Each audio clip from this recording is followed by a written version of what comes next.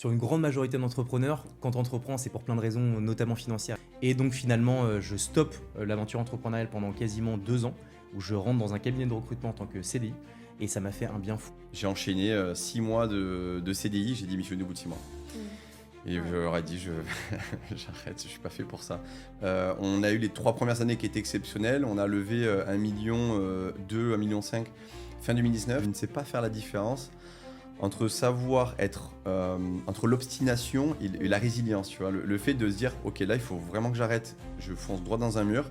Et le moment de se dire, il faut que j'insiste, Mathieu, let's go, ça va le faire. Tu sais, c'est un peu le syndrome de l'arrêt de bus. C'est quand t'attends un bus qui est en retard 5 minutes, plus t'attends, plus tu dis attends, je peux pas faire marche arrière parce que j'ai attendu trop de temps pour partir maintenant. Donc j'ai dû travailler beaucoup plus dur, plus longtemps pour essayer d'avoir des résultats équivalents à des personnes qui mettaient moins d'efforts. On est des humains, l'objectif c'est pas de nous remplacer. L'objectif c'est de devenir un peu des meilleures versions de nous-mêmes grâce à l'IA. On dit Dubaï n'est pas vert, Dubaï n'a pas d'âme, etc. Oui, c'est vrai, on va pas se mentir.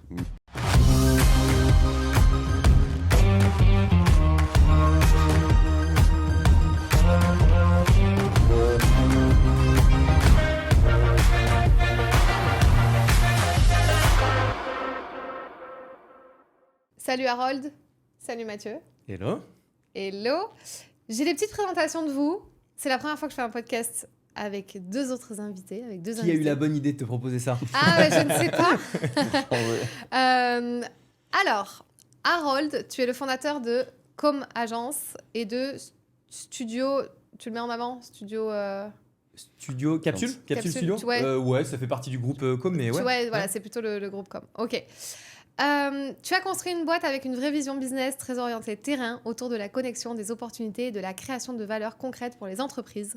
C'est un entrepreneur qui connaît la réalité du scale, des choix difficiles et de la construction sur le long terme. Tu sais qui c'est qui me donne cette description? Pas du tout. Mathieu? ChatGPT. ChatGPT. C'est vrai? Ok. Tu Voilà. l'as mis bien sur Je demande toujours... Bon, il a rajouté quelques petites choses. Tu as un studio de personal branding. Tu as une structure dédiée pour aider les entrepreneurs, les CEO, les créateurs de contenu freelance à développer leur visibilité personnelle à travers la création de contenu, vidéos, photos, coaching, copywriting et événements réseau. Et un club dédié à ses membres. On lit vraiment de tout n'importe quoi. ChatGPT va devoir être un tout petit peu ajusté. Non, c'est presque ça, à 90%. Ok, et toi Mathieu, tu es le fondateur de Nanibag. Tu fais partie d'un problème simple et universel pour créer une solution utilisée aujourd'hui par des milliers de voyageurs dans de nombreuses villes. Son parcours est bel et bien un exemple de vision de produit, d'exécution et de croissance maîtrisée. Très beau. Enchanté. Pas mal. Enchanté, Jean. Bienvenue dans Success tous les deux. Je suis ravie de vous avoir. Première question.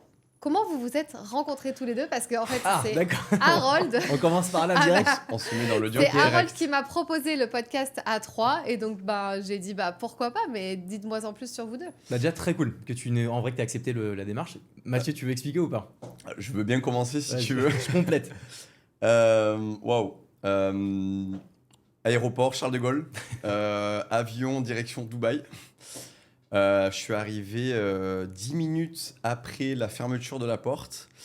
Et figure-toi que j'étais pas le seul à avoir raté l'avion. Surprise!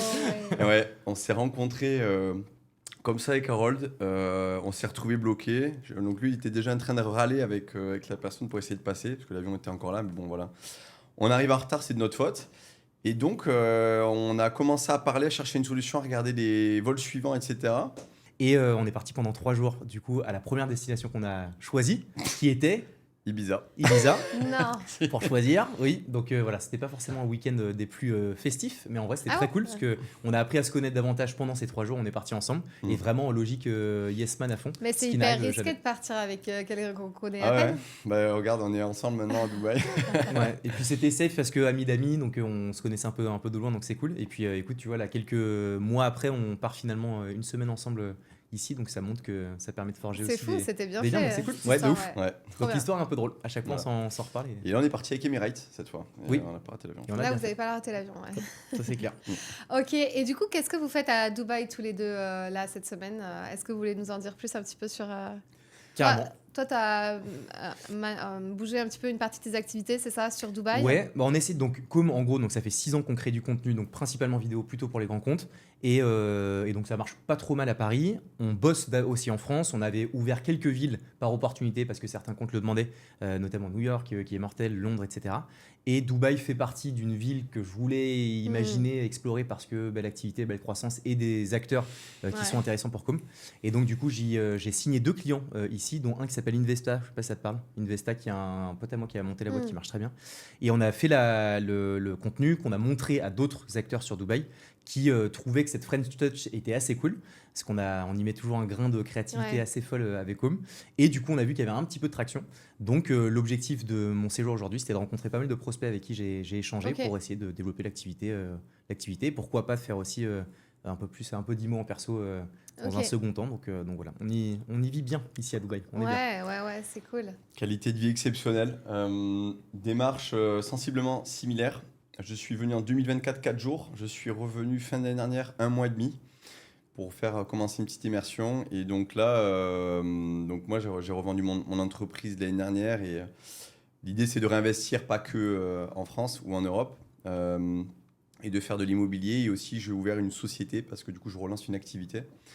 Alors, j'ai une société aussi qui sera en France. La même marque sera aussi en France, mais disons que l'objectif, c'est d'optimiser aussi les flux. Donc, pour tout ce qui est généré à l'international, probablement, ce sera réceptionné à Dubaï. Tout ce qui est fait en France sera fait en France, tout simplement.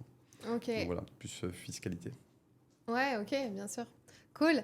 Et du coup, là, si vous voulez, on peut partir, on peut partir de là et voir où ça nous mène. Mais tu vois, tu vends une boîte, t'en recrées une. Ça fait même pas longtemps en fait que tu as vendu ta boîte et tu te relances directement. Est-ce qu'il y a ce truc de l'entrepreneur qui a peur de s'ennuyer 6 mois tout à l'heure. On en a parlé aujourd'hui, c'est entièrement vrai. Alors, je pense que chaque personne réagit complètement différemment. Mais moi, alors déjà, c'était un process court parce que j'ai revendu le 15 avril. J'ai pas encore fait l'annonce d'ailleurs, mais ça va être là bientôt. Normalement, on a souvent des earn-out qui peuvent être de 2-3 ans jusqu'à 5 ans. C'est rare que ça aille au-delà de 5 ans parce qu'on veut passer à autre chose. Et donc, moi, c'était 1 an. On l'a réduit à 6 mois parce que les objectifs étaient globalement atteints. Et donc, j'en ai parlé à mon concurrent, donc un concurrent américain. Pour arrêter avant les fêtes de Noël. Là, je voulais complètement passer à autre chose, tourner la page, me vider la tête pendant les fêtes en famille.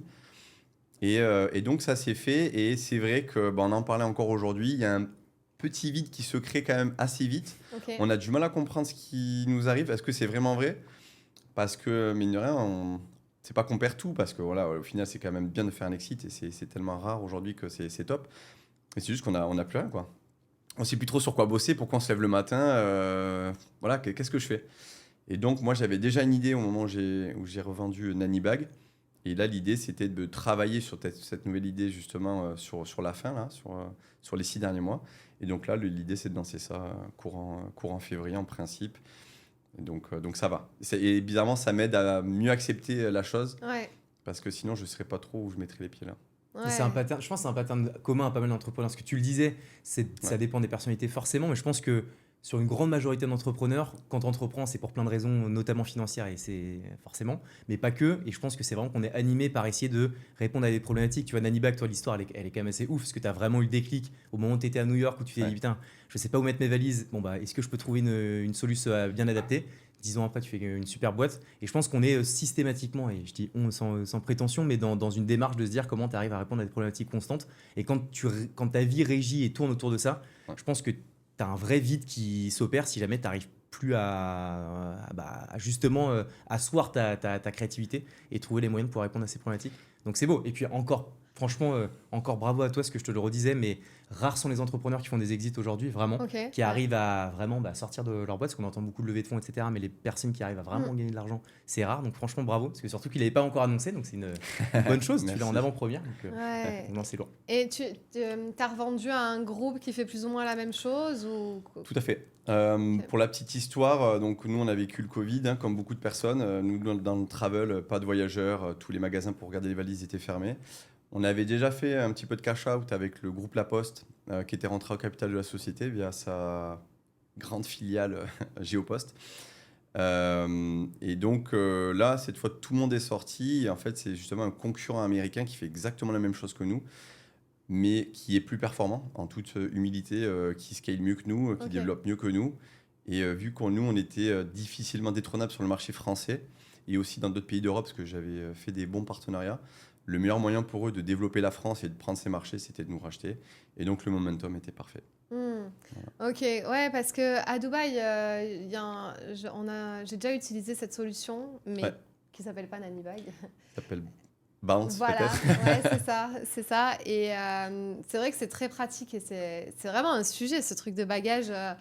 À laisser ses bagages, parce que, où ça fait un peu presque comme une conciergerie, où on peut laisser d'autres affaires. C'est ça. Et surtout qu'à Dubaï, dans les villes comme ça, c'est super pratique parce que en fait, tu sais pas si tu vas prendre un appartement, tu vois, tu peux revenir 3 mois, tu reviens, tu repars. Exactement. Donc, moi, c'est vraiment ce qui s'est passé. Et, donc c'est hyper pratique. Donc, cool. Ok, et toi, t'avais une boîte avant de monter l'agence ou c'est ta première boîte? Non, moi j'ai monté une toute première boîte il y a un moment, à 23 ans, avec mon meilleur pote qui s'appelait Olive, de Kimono. Je sais pas si ça te parle, une boîte qui marche bien. C'était une boisson relaxante, donc c'était l'inverse des boissons énergisantes comme Red Bull. On a essayé de faire une petite tisane moderne parce qu'à Paris, je pense qu'on le sait, il y a une pression, il y a une espèce de pression de la ville qui est assez vénère, et on s'est dit, est-ce que quelqu'un avait pensé de faire une tisane un peu sexy? Et on a développé ça pendant qu'on était à l'école, pendant quasiment 2 ans, qu'on a revendu. Donc c'était une belle réussite pour une première aventure entrepreneuriale.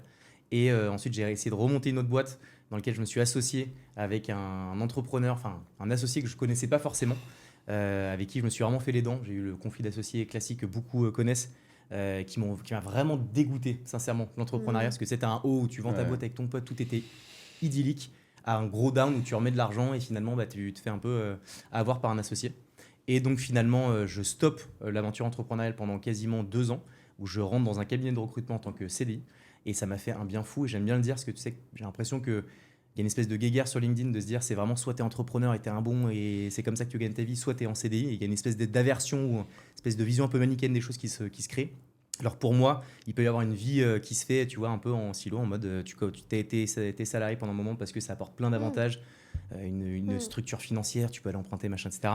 Et ensuite revenir à l'entrepreneuriat, c'était ce que j'ai fait. Donc après avoir fait cette petite expérience en CDI, j'ai monté une autre boîte avec The Family, donc notamment Oussama Hamar, etc., qui s'appelait Tatami, qui était un cabinet de recrutement. Donc c'était l'extension de la boîte dans laquelle je bossais en CDI, mais je l'ai fait en entrepreneuriat.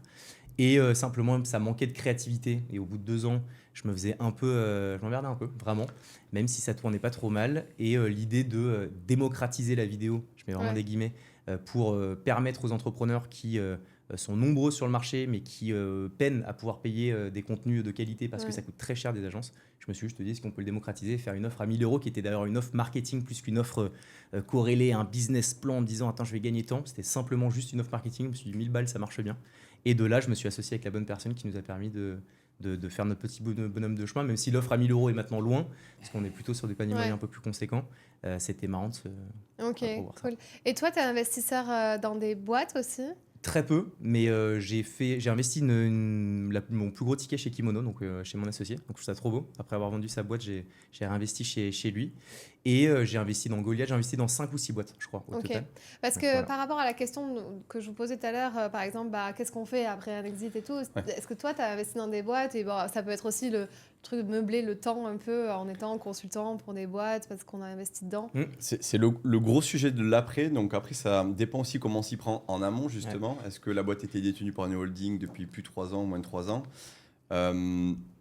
Moi, ce que j'ai fait dans le cadre du 150-0 BTR, justement, de l'article 150-0 BTR, c'est on doit réinvestir 60% de la somme dans les 2 ans qu'on a touché, et on ne peut pas le réinvestir dans ce qu'on veut. Si ça participe, par exemple, à ton patrimoine, donc si, par exemple, tu veux monter une SCI qui achète des apparts pour les louer, ça ne fonctionne pas. En revanche, investir dans des sociétés, des startups, investir dans une société qu'on va créer soi-même, donc une nouvelle startup, ou de la promotion immobilière, ça peut fonctionner sous certaines conditions. Donc moi, sur les 60% de l'argent de l'exit, effectivement, j'ai investi sur moi-même principalement parce que je savais ce que je voulais faire et parce que j'ai confiance en moi-même aussi. Cela étant dit, j'ai quand même quelques projets à côté sur lesquels j'ai investi. Mais c'est vraiment... j'ai pas envie de professionnaliser ça parce qu'on dit souvent qu'il faut investir dans 10-20 boîtes pour le faire. Plus. Et peut-être même plus. Mais c'est plus par feeling, je veux dire. S'il y a un projet vraiment qui sort un peu du lot, je me dis, il faut que j'y aille, ou c'est le truc d'un copain, voilà, là j'y vais comme ça. Donc voilà, Et ça, peut-être intéressant juste de le souligner, parce que moi, j'aurais aimé, j'ai fait hier Vancom, on a été en due diligence, donc une boîte qui a analysé ce qu'on faisait pendant, nos comptes pendant 6 mois. Et je ne savais pas, moi, qu'il fallait que la holding détienne les titres de ton entreprise depuis plus de 3 ans pour éviter le 150 obétaires, qui est un très bon choix, mais qui peut s'éviter. Donc le 150 obétaires, ça permet simplement de se dire que l'État se dit, bah, tu réinvestis de l'argent dans l'économie réelle, donc tu participes à l'activité de la France, pour faire très simple. Donc tu es beaucoup moins imposé, tu es vraiment imposé beaucoup, beaucoup moins. Ou alors tu prends 100% de ton cash out, par contre tu es imposé jusqu'à quasiment 60%, si je dis pas de bêtises, mais cumulé, ça fait à peu près ça. Et donc moi, j'aurais aimé savoir ça, parce que c'est l'une des raisons pour laquelle on n'est pas allé au bout. C'est que moi, ma holding ne détenait les titres que depuis 1 an. Donc je suis arrivé à la fin du process en me disant, bah, en fait, sur les X que tu pourrais gagner, bah, en fait, on va t'imposer tant. Et moi, j'avais pas le courage, honnêtement, de faire le 150 OBTR, parce que c'est un vrai choix. Parce que bah, tu réinvestis une belle partie de tes sous. Qui risque d'augmenter peut-être. Ah oui. Ah bon.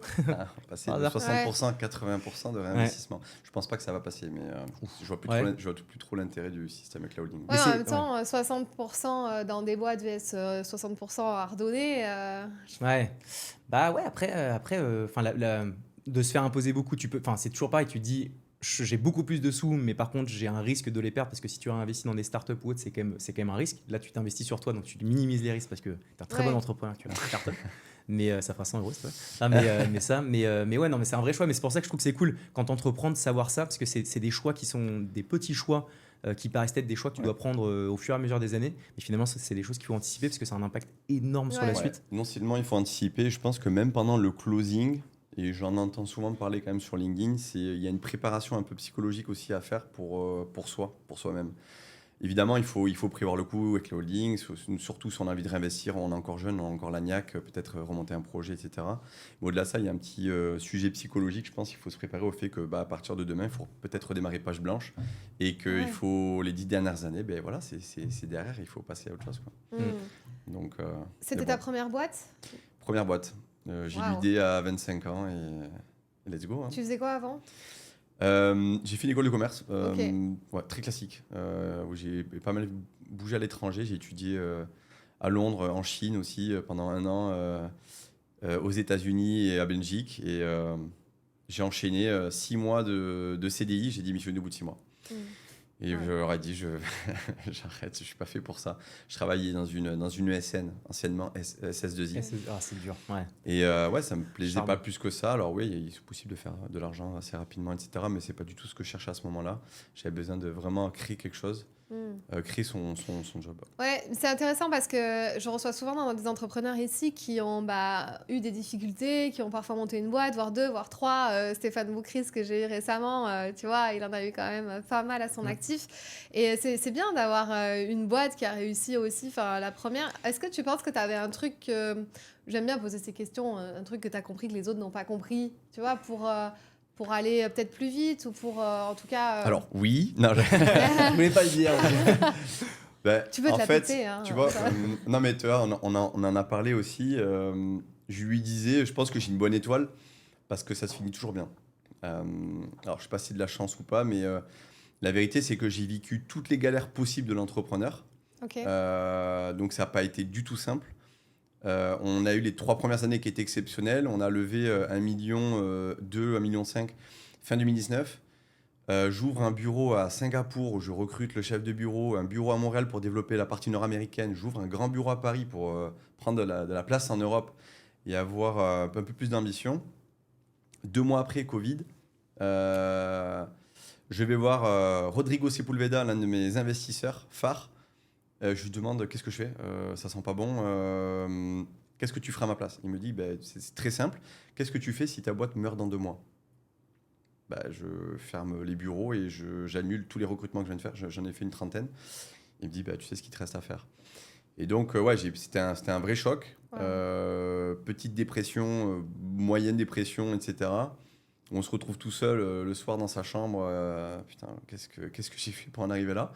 Heureusement, voilà, on avait levé des fonds, mais l'objectif, c'était pas de les dilapider pendant le Covid. L'objectif, c'était de les utiliser pour scaler. Et au final, on a pu tenir, ce qui m'a permis ensuite de faire le deal avec La Poste pour se relancer, qui m'a permis de relancer jusqu'à faire le deal avec Bounce. Donc, j'ai pas un truc en plus. Il y a juste une question, et je n'y ai pas encore vraiment répondu. Je ne sais pas faire la différence entre savoir être, entre l'obstination et la résilience. Tu vois, le fait de se dire, OK, là, il faut vraiment que j'arrête. je fonce droit dans un mur. Et le moment de dire, il faut que j'insiste, Mathieu, let's go, ça va le faire. J'ai du mal encore à vous dire comment vivre ça. Ouais, mais c'est intéressant. T'en penses quoi, toi, de ce truc d'obstination, de persister dans un truc? Après, les entrepreneurs vont dire, bah ouais, j'ai craché. Bah oui, mais t'es peut-être resté un peu trop... tu t'es pas renouvelé, ou tu t'es pas fait coacher, ou je ne sais quoi, ou en tout cas, tu as pas eu les bons mentors qui t'ont guidé. Parce que là, j'entends aussi que t'as quand même été bien guidé. Qu'est-ce que t'en Ouais, penses? mon père me dit toujours, faut toujours se dire s'il faut pivoter ou persister. T'as un moment où tu sais jamais jusqu'à quel moment tu dois continuer. Tu sais, c'est un peu le syndrome de l'arrêt de bus. C'est quand t'attends un bus qui est en retard 5 minutes, plus t'attends, plus tu dis attends, je peux pas faire marche arrière parce que j'ai attendu trop de temps pour partir maintenant. Et c'est un peu la même chose avec une boîte, je pense. C'est que t'as mis tellement d'efforts, tellement d'intensité, parce que c'est la réalité de l'entrepreneuriat, qu'à un moment tu dis mais attends, je peux pas arrêter maintenant. Ouais. Ce qui fait que tu as une espèce de spirale qui peut se créer. On parle peu de dépression chez les entrepreneurs. Ouais. Est-ce que c'est le très bon terme? Je sais. Enfin, si, c'est une forme de dépression. Après, il y a tellement de caractéristiques derrière ça que. Il faut être honnête avec soi. Hein. De malade. Les gens, ils ont peur de le dire, mais la vérité, Bien sûr. c'est... Et je trouve ça génial d'en parler, franchement, parce qu'on glorifie beaucoup les réussites et c'est génial. C'est toujours intéressant de voir ce que ça a coûté, entre guillemets, humainement. Moi, je le sais, ce que je me suis séparé de la mère de ma fille. Donc ça, et c'est entre autres par un impact, on va dire, du business. Donc, je sais aussi ce que c'est. Et c'est des choix qu'il faut assumer aussi, je pense, avant, pendant, après. Mais donc du coup, moi, je pense qu'il faut savoir persister quand même bien, parce que certains profils comme le mien, moi, j'ai toujours été dernier de la classe, sincèrement, et c'est pas pour le storytelling cool, c'est des difficultés avec le système éducatif français dans lequel je me pluguais pas du tout. Donc, j'ai dû travailler beaucoup plus dur, plus longtemps pour essayer d'avoir des résultats équivalents à des personnes qui mettaient moins d'efforts. Donc ça fait partie du process et je pense que c'est vrai qu'on glorifie beaucoup la réussite et la croissance très rapide, mais j'aime beaucoup moi valoriser les entrepreneurs qui le font dans le dur. Tu vois, 10 ans de boîte, il faut savoir ce que c'est que de charbonner pendant 10 ans, 1 million levé. Alors ça paraît énorme si on connaît peu, mais 1 million levé sur 10 ans avec 30, c'est rien du tout. dérisoire, Ouais, c'est rien, ouais. surtout quand tu es dans une trentaine de pays, c'est aberrant et plus le temps passe sans faire l'ancien, ça fait que 6 ans que là j'ai mais c'est quand même pas mal, plus je sais ce que ça nécessite et plus je respecte les entrepreneurs parce que c'est un sacré truc, quoi. Vraiment. Tiens, parlons de ce sujet de se réinventer parce que là, comment tu vois les choses par rapport à l'IA, enfin même toi, je ne sais pas sur ton nouveau projet, mais par rapport à tout ce qui arrive, à tout ce qui se passe, tu vois, on peut tout générer, tout faire, les vidéos, les photos, les machins, enfin, comment tu... intéressant là. Ouais, comment tu vois, j'aimerais bien parler de ce sujet et toi, en relançant un nouveau, tu vois, comment tu prends ça en compte aussi qu'est-ce que vous pensez là? Ça va hyper vite en fait. Est-ce que tu veux que je commence sur l'IA parce que toi, du coup, c'est un peu de l'an. Je te laisse y aller dessus. Allez, en gros, moi, dans mon secteur, effectivement, ça challenge beaucoup. Tu crées du contenu, maintenant, tu peux créer des contenus en promptant, donc forcément, ça challenge. Aujourd'hui, et je pense pendant encore quelques gros mois, petite année, c'est un super asset pour nous pour être plus efficace et productif. Donc, j'arrive à faire des productions meilleures, moins chères pour mes clients. Donc, en fait, en vrai de vrai, pour l'instant, on s'y retrouve bien. Le jour où tu prompteras une vidéo qui te fera au millimètre près un contenu que tu peux pas différencier avec la réalité, ce sera autre chose, sincèrement. C'est pour ça qu'on essaie d'aller sur des formats qui vont être plus compliqués à créer sous forme d'IA. Ouais. Donc pour l'instant, c'est un bel asset. On réfléchit quand même à être bien agile. Moi, j'ai aussi réduit les équipes. En tout cas, je les ai pas fait grossir parce que je me dis, les charges fixes, aujourd'hui, c'est un sujet sur lequel il faut que je sois très vigilant parce qu'il y a tellement de mouvements sur le marché qu'il faut que je sois bon. Moi, j'ai fait pareil, l'erreur de beaucoup, mais j'ai beaucoup grossi, augmenté mes charges fixes, bien vénère. Et donc, quand tu dois rétro-pédaler, ce que ça m'est arrivé, et que tu dois licencier 10 personnes, je pense que c'est ce qui laisse le plus de traces dans l'aventure entrepreneuriale, c'est l'humain avec les équipes. Clairement. C'est fou. Et tu as toujours l'impression d'être celui qui va sortir du lot. Je me rappelle que certains de mes potes entrepreneurs disaient « Harold, fais gaffe ». Et j'étais persuadé que moi, j'étais le mec qui allait faire la diff et qui arriverait à tenir mon équipe et que ça tienne dans la durée. En fait, comme pour tous, ça n'a pas été le cas. Donc, pour répondre à ta question, l'IA Challenge bouleverse le marché. Pour l'instant, c'est un bel asset pour moi. Et on investit pas mal de R&D en interne pour se dire, OK, comment est-ce que demain, on peut avoir quasiment un spin-off, une entité qui soit dédiée à l'IA. Et je pense que le bridge va être intéressant par rapport à ta nouvelle boîte, toi, Mathieu. Parce que c'est un postulat. En fait, il y a plusieurs façons de voir les choses, mais d'un postulat relativement simple, parce qu'on n'est pas non plus des experts en IA, on ne fait pas d'intégration, etc. Moi, je l'ai toujours vu comme une forme de... on est des humains, l'objectif, ce n'est pas de nous remplacer.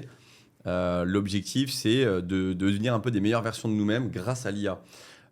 L'objectif, c'est pas non plus de s'abrutir et de tout remplacer, tout ce qu'on apprend, etc. Il faut qu'on continue exactement de la même manière que nous, on a grandi, on a été éduqués, mais par contre, l'utiliser à bon escient, pour se développer plus vite, pour voir des choses en 2 secondes, il nous faudrait une plombe à comprendre ou à créer. Et donc moi, dans mon nouveau projet, c'est complètement ce que je fais. D'ailleurs, je vais essayer même de développer une boîte un peu bootstrap, même si j'ai des fonds du coup maintenant, et d'utiliser l'IA au maximum de son potentiel. Donc c'est ce que je fais déjà. Même si je reconnais que mon projet va à l'inverse de ça, parce que mon objectif, c'est justement de vous faire rencontrer des gens dans le monde réel. Wow. Donc en fait, ouais, vraiment, je me lance dans l'irréel, parce que dans ma vision aujourd'hui, on s'éloigne beaucoup trop de l'essence même de l'humanité. Même avec des concepts qui cartonnent comme OnlyFans ou les réseaux sociaux où tout se passe sur des likes, des commentaires, etc. Mon objectif, c'est de permettre aux créateurs et aux fans de se rencontrer dans le monde réel, tout simplement. Ok, trop bien. Donc via plein de choses, je ne sais pas si on va en débattre aujourd'hui, etc. On va en parler aujourd'hui, mais voilà, l'objectif, c'est de faire en sorte que les fans puissent rencontrer leurs créateurs de contenu, leurs personnalités préférées dans le monde réel, sous des formes d'événements exclusifs avec 5-10 personnes de manière authentique, ou via des one-on-one de 15 minutes, etc. Ouais, mais après que tu utilises l'IA, toi, pour développer ta boîte, enfin, en soi, c'était pas... Tu vends pas un produit contre IA et tu utilises l'IA, C'est voilà. Ouais. Disons que l'IA peut faire peur. Pour moi, il faut l'utiliser de la bonne manière, à bon escient. Mais oui, c'est vrai que l'IA, ça peut faire un peu flipper, notamment sur les relations sociales. Ouais, n'empêche, les influenceurs aussi, ils peuvent...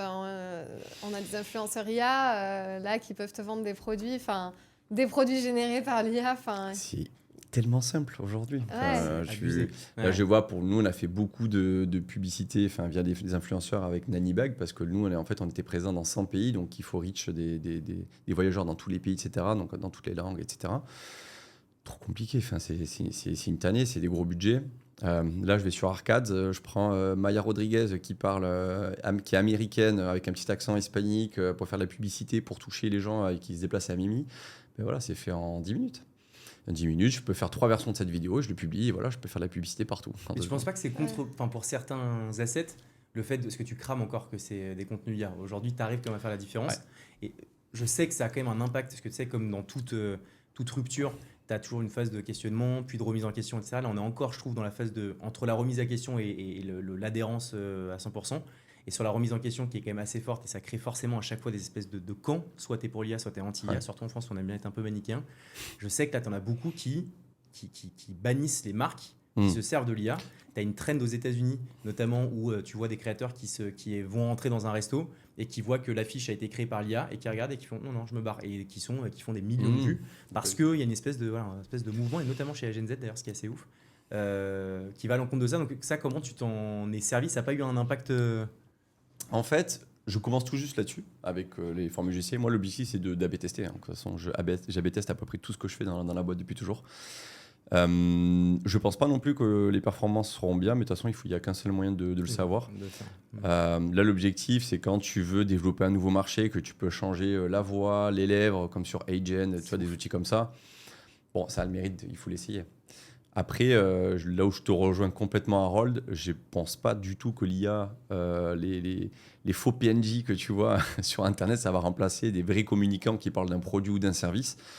Pour moi, c'est impensable. Et d'ailleurs, une société qui veut faire une bonne communication pérenne dans le temps, pour moi, n'a rien à faire avec de l'IA. En tout cas, ça dépend aussi de sa population qui achète. Je sais qu'il y a des gens qui achètent un peu tout et n'importe quoi et qui croient un peu tout n'importe quoi, surtout sur les réseaux, mais bon.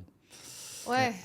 Bah ouais, c'est un sujet, ouais. Tu sais, les arnaques qu'on voit, les brouteurs aussi, les gens qui se font soutirer de l'argent, tu te dis mais comment c'est possible qu'il y a encore des gens qui croient à ça? Et en fait, tout est possible. Hein. Il y a un marché. C'est horrible à dire, mais... Bah ouais, tant qu'il y a un marché, il continue sur ça. Ouais, mais c'est un sujet hyper intéressant de comment on se réinvente aujourd'hui.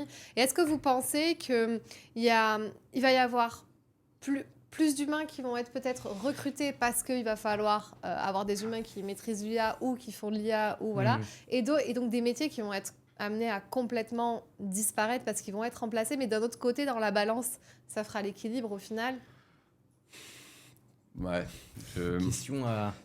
moi, personnellement, j'ai du mal à me dire qu'on va remplacer tous les postes qui vont être perdus. Enfin, je sais pas si on est honnête. À 2 secondes, tu vas sur Lovable ou même Figma, là, tu peux développer un site en 2 secondes. Oui. Bon, la créa n'est pas incroyable, mais les gens vont me dire oui, mais derrière le code, il est pourri. C'est vrai. On va pas faire un site incroyable avec ça. Et encore, je ne l'ai pas poussé à fond, mais ce que je veux dire par là, c'est que les gens vont continuer à le développer et forcément, il y a quand même des pans entiers, des jobs entiers qui, pour moi, vont disparaître. C'est sûr. Et même l'a fortement challengé. Tu vois, les architectes, je pense que comme les avocats d'ailleurs, tu as plein de métiers qui ne serviront plus qu'à, et je mets vraiment je me mets, j'ai signer des précautions quand je dis ça, papiers ou valider. Je pense qu'on reste humain et on a besoin de se dire, ok, le final, le dernier miles, il est validé par un humain, mais tout l'avant et l'amont, quand tu vois ce que tu m'as montré pour chez toi, tu as fait une photo et que tu as demandé de refaire ton salon exactement comme tu le souhaites et que, pratique, ça. Et que le truc te sorte au millimètre carré ce que tu voulais. Tu te dis, bon, là, c'est un vrai. Là, on vrai peut sujet, parler quoi. du freelancing et des prestataires de services surtout. Ouais. Parce que c'est surtout ça, je pense. Et là, ça va aller que en s'accélérant sur. Tu dis Lovable, c'est pas. Le rendu est pas terrible pour le moment, mais je pense que dans 6 mois, le rendu sera bien. Hein. Quand tu regardes les vidéos que tu sortais quand tu étais sur ChatGPT ou autre, et celles maintenant, en fait, c'est exponentiel. Donc, ça va aller à une vitesse assez folle. Donc, tu vois qu'un top chart sur Spotify, c'est un son créé sur l'IA pendant une dizaine de jours. Le clip qui vient de sortir aussi, je ne sais plus quel artiste, là, on en parlait. Stromae, là, pareil. Première écoute mondiale sur Spotify, un son qui a été recréé par l'IA. Ah ouais, j'ai utilisé une appli elle est assez marrante, ça s'appelle Suno.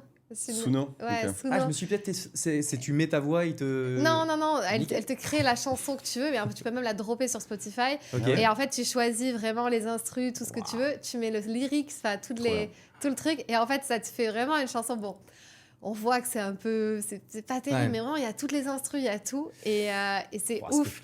Et après, tu peux directement la dropper sur Spotify. Moi, je trouve ça génial. C'est un jeu, en fait. Fou. Ah, moi, mon père trouve ça horrible. Et là, je le rejoins. Tu sais, t'as des secteurs, je sais pas, que tu peux pas challenger, que tu peux pas bouleverser. Pour moi, la musique, c'est que mon père écoute, donc il adore le hard rock, il adore Rammstein, machin, etc. Et il écoutait un nouveau son, il me dit putain, celui-ci est mortel, etc. Je l'écoute, je suis attends, mais t'es sûr que c'est pas avec de l'IA? Juste comme ça, il a regardé, il savait que c'était l'IA et ça l'a fait péter un plomb parce qu'il adorait la musique. Il a dit j'arrête de l'écouter, machin. parce que ouais, t'as envie de faire perdurer quand même des surtout dans le milieu artistique. Alors moi, c'est celui qui me parle parce que je viens de là, mais putain, ça s'il y a bien un truc moi que j'ai pas envie qu'on change, c'est le milieu artistique, le cinéma. T'as envie de savoir que ça a pris des mois, des années pour produire un film, qu'il y a eu des galères. Je sais pas, moi j'ai le sentiment que si je me pose et j'essaie vraiment de me projeter et que je regarde un film et je sais que ça a été fait par l'IA, etc., j'ai l'impression que directement dans mon cerveau, ça me fera pas procurer les mêmes émotions que ouais, si mais je pense t'en que... sais rien. C'était sur Spotify, t'écoutes un son et mon qui t'a provoqué un truc. Et que... C'est vrai. Et la finalité, c'est on sert à quoi à la fin? Quand tout sera automatisé, tout se créera tout seul, quand les humanoïdes seront dumpés en IA, etc., feront tout à la maison, on sert à quoi? C'est bien la question que je vous pose. C'est la question à million. Non, mais l'humain est trop bon, trop fort pour se laisser berner par des machines. Non, mais en vrai, on reste des... Pour l'instant, c'est une collecte de données infinie et instantanée qui permettent aux humains de pouvoir faire les bons choix, si jamais on l'a fait simple. Mais c'est vrai que dans 5 ans... Ouais, parce que moi, pour accompagner beaucoup de prestataires de services, pendant plusieurs années, c'est devenu plus compliqué, là, les dernières années. Graphic designer, bien sûr, on n'en parle pas des sites internet, référencement SEO, etc. Mais j'ai l'impression que quand même, il y a comme une partie de la population qui, pour l'instant, ne veut pas trop voir, n'utilise pas trop, et qui, au final, tout le monde se rapporte quand même encore du bise entre eux. C'est quand même toujours automatique d'aller prendre sa graphiste, d'aller prendre son web designer.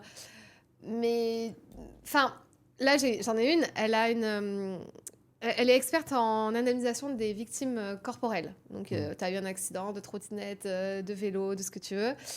Et en fait, elle crée tout le dossier. Donc moi, je lui parle d'une IA que j'utilise et je dis, tu devrais vraiment la tester.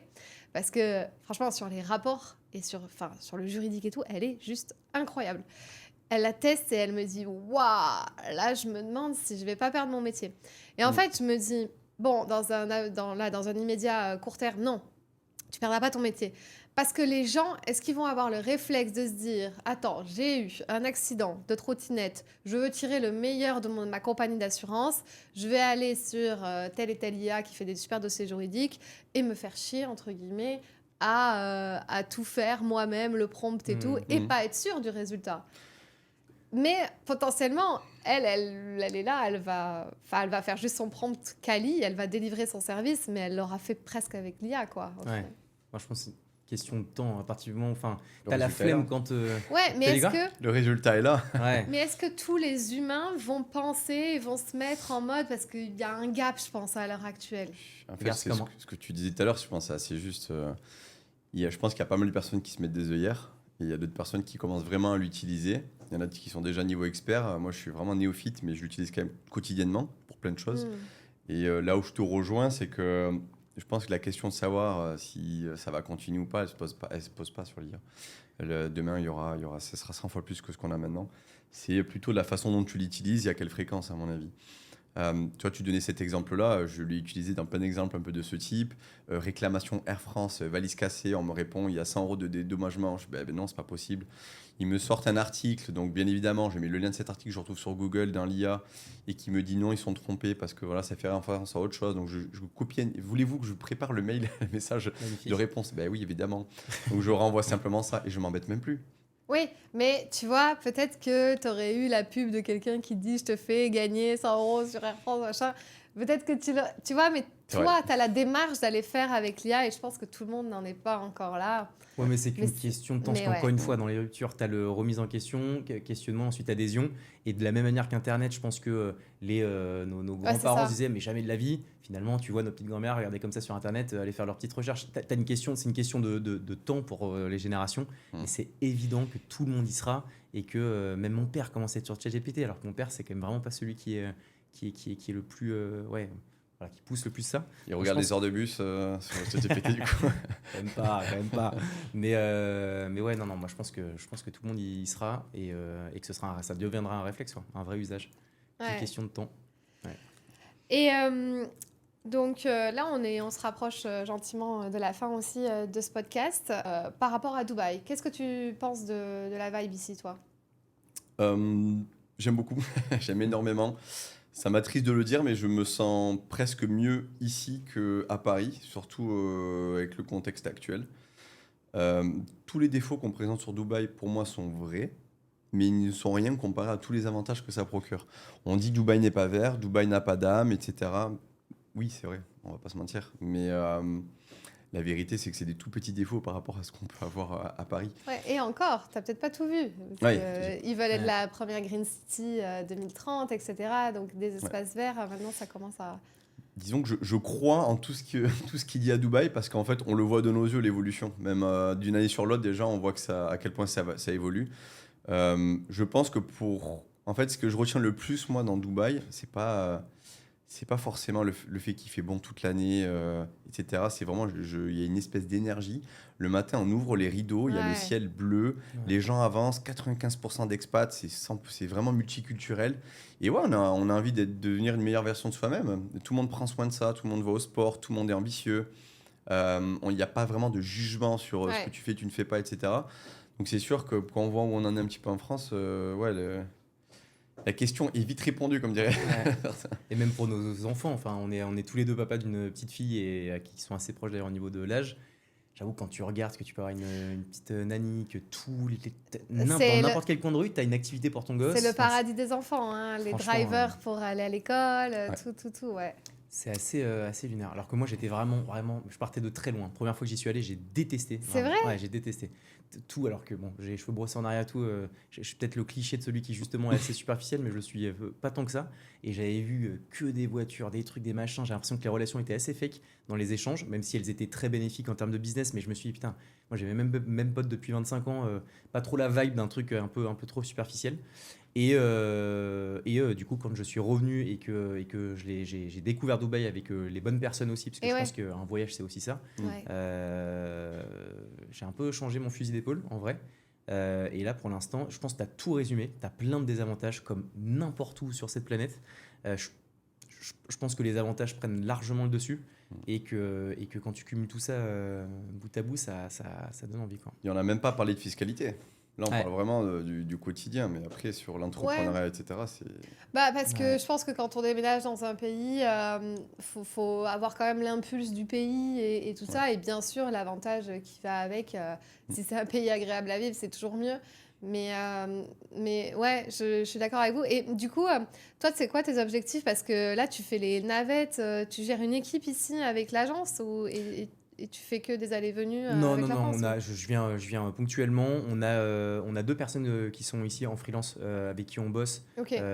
Donc voilà, le fait d'avoir la Braincom, donc une agence un peu plus Ouais, avancée voilà. que le rôle de statut de freelance, ça leur permet de pouvoir décrocher des bons contrats. On les pilote avec nos process, on gère la post-production qui est vraiment un peu enfin c'est le 80% de la réussite d'une vidéo se joue sur la post-prod qu'on a en interne en France. Donc c'est assez facile de pouvoir commencer à imaginer se déployer. Après j'avoue que là j'aimerais un peu mieux structurer la chose. On a regardé justement pour des bureaux, etc. pour pouvoir vraiment Ok. commencer à vraiment imaginer de mettre le pied à Dubaï. Donc voilà, pour l'instant, la semaine a été bien remplie de boulot, vraiment. Donc du coup c'est cool. C'est cool, il y a pas mal de belles choses là qui s'envisagent sur 2026. Ouais, hâte d'être ici. Ouais. Et quand j'ai une dernière question, quand on repart sur un nouveau projet comme ça, est-ce que tu te refixes des objectifs qu'est-ce que, enfin, tu vois, tu te dis ouais, dans ma vision, je veux être milliardaire, je sais pas, tu vois, mais qu'est-ce que Alors, c'est une bonne question. Quand j'ai monté Nannybag, au démarrage, c'était surtout parce que j'avais le besoin de créer quelque chose et parce que je croyais énormément au projet aussi, au service. Là, il y a un mix des deux. Clairement, il y a une vision. Je crois vraiment en ça, sinon j'irai pas dessus. Mais j'ai envie je réfléchis aussi différemment. Quel va être le panier moyen? Comment je vais développer l'acquisition des followers ou l'acquisition des créateurs. ouais. Donc là, j'ai un système qui va s'auto-générer, ça rentrer dans les détails. Donc en fait, je pense à tout ça. Et c'est vrai que forcément, on pense à l'argent derrière et se dit, est-ce que c'est une million compagnie? Est-ce que ça peut être une billion compagnie? Et à quel niveau, quoi. Donc ouais, on réfléchit différemment. Et la dernière chose, je pense qu'on gagne énormément de temps sur la deuxième boîte et sur la troisième, etc. Parce que j'ai fait énormément d'erreurs avec Nannybag, j'ai perdu un temps fou. Et là, ce que je faisais en 6 mois, je le fais en 2-3 semaines. Ouais. Quoi. Et en même temps, sans oublier, j'ai l'impression que tu as l'insouciance du début quand tu lances une première boîte. Et je pense que cette insouciance, elle te fait aller parfois vite sans te poser trop de questions parce qu'en fait, tu n'as pas connaissance de l'impact des choix que tu peux faire. Et donc, j'ai l'impression que l'intuition est un petit peu ton driver premier. Ouais. Et on sait à quel point l'intuition, à mon sens, et on a un avis partagé là-dessus, qui est de se dire que en fait, quand tu vas un peu comme ça, c'est comme ça que tu fais les bonnes décisions. Je pense qu'il faut garder cet œil un peu, tu sais, parce que forcément, avec l'expérience, tu as aiguisé tes ressentis et autres. Mais je pense que cette espèce d'insouciance et cette folie du début, je pense qu'il ne faut pas l'oublier, même pour la seconde. Surtout que Mathieu, il a la pression, ce qu'on en a parlé. On dit qu'un bon entrepreneur, un entrepreneur qui peut monter 2 boîtes successful. Donc il s'est dit, putain, faut pas que ça forcément que je sois chaud. cartonne. Mais c'est sûr que ça va cartonner. Mais ouais, je te rejoins complètement. L'intuition, moi, je fonctionne vraiment comme ça, comme dans les petits investissements que j'ai fait à droite à gauche. Quoi. Je fonctionne vachement à l'intuition. Le projet à Dubaï, je suis venu pendant un mois et demi. Je suis allé voir un promoteur au bout de 5 jours. Bon, je sais pas, ça m'a parlé. Dubaï Island, let's go, front de mer. Ouais. Donc ouais, c'est full intuition. Et Trop puis bien. j'ai l'impression que ça marche. C'était peut-être ça le petit truc en plus dont tu parlais tout à l'heure. Ouais, l'intuition, bien Mais sûr. ouais, c'est vraiment, l'intuition. Voilà. Ok. Et toi, tes objectifs, ta vision? Et écoute, on a fait une bonne année de 2025 après une année plus complexe en 2024. Donc continuer à recroître de manière pérenne, c'est cool. Et avancer plutôt en bon gestionnaire de famille. Je voulais aller très vite, très rapidement les premières années. Là, je trouve que comme j'aime beaucoup cette boîte, j'ai envie de rouler bien. Donc en vrai, pas de folie dans les objectifs. Continuer à avoir une belle rentabilité. Cherche toujours les 20-25% des EBITDA, ce qui est quand même le driver premier à jamais oublier. C'est le résultat net qui fonctionne et le chiffre d'affaires, on en a un peu rien à cirer. Donc c'est me focus là-dessus, concentrer ma croissance et puis réussir à me dégager du temps. Je trouve que c'est la valeur première, la denrée rare, on va dire. Donc de réussir à continuer à croître, mais en mettant moins d'intensité. Si j'arrive à faire ça, et pour l'instant les signaux sont bons, ça sera une bonne année. Trop bien.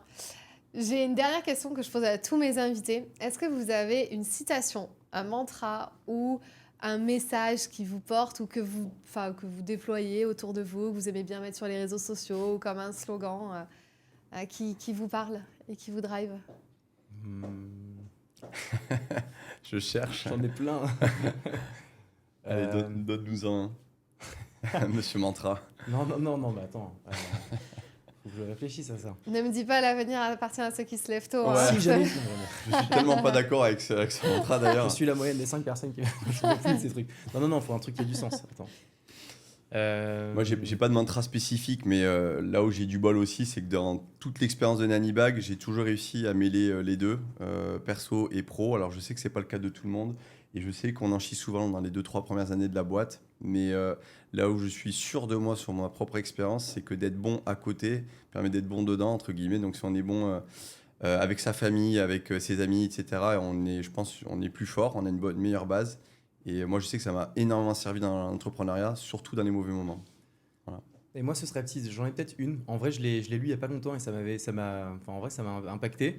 C'est quelqu'un qui disait que les cimetières étaient remplis de personnes qui pensaient avoir le temps. Et quand j'ai lu ça, je me suis dit, oh damn, parce que moi, je suis un mec, j'ai vraiment très peur de la mort. Donc, j'essaie de savourer chaque seconde. Et quand tu relis cette phrase et que tu dis que comme toutes les personnes qui sont dans les cimetières étaient comme nous, vous et moi, en train de se dire qu'on a encore toute la vie devant nous, c'est horrible, je sais. Désolé de terminer sur une bonne petite touche pour nous bien. Mais le message sous-jacent à ça, c'est de profiter de chaque seconde et même dans les galères, même dans les difficultés. Et je suis content parce qu'avec Mathieu, on se l'est dit 17 000 fois pendant cette semaine. Faut profiter, prendre plaisir et c'est la clé de tout, je pense, sincèrement. Ouais. Et pour terminer là-dessus, une autre chose, c'est vraiment lié à l'entrepreneuriat. Une des règles d'or qu'on avait chez Nannybag, nous, d'ailleurs, c'était notre valeur numéro 1, qui est très américaine, c'est Velocity. Nous, l'objectif, c'est de tester et d'A/B tester en permanence. C'est pas grave si on fait des mauvais choix, il ne faut pas réfléchir 2 semaines à est-ce que c'est une bonne idée ou pas, on soit sûr. On teste tout le temps, on itère à fond. Et il faut faire 2-3 tests par semaine. C'est le meilleur moyen d'avancer. D'ailleurs, on le voit sur les politiques US-États-Unis, entrepreneurs US-États-Unis, on est en plein dedans. Deuxième podcast qui va commencer. Vrai sujet. Voilà, donc Vélocité. Ok. Merci. Merci à tous Merci, les deux. Merci beaucoup. C'était cool.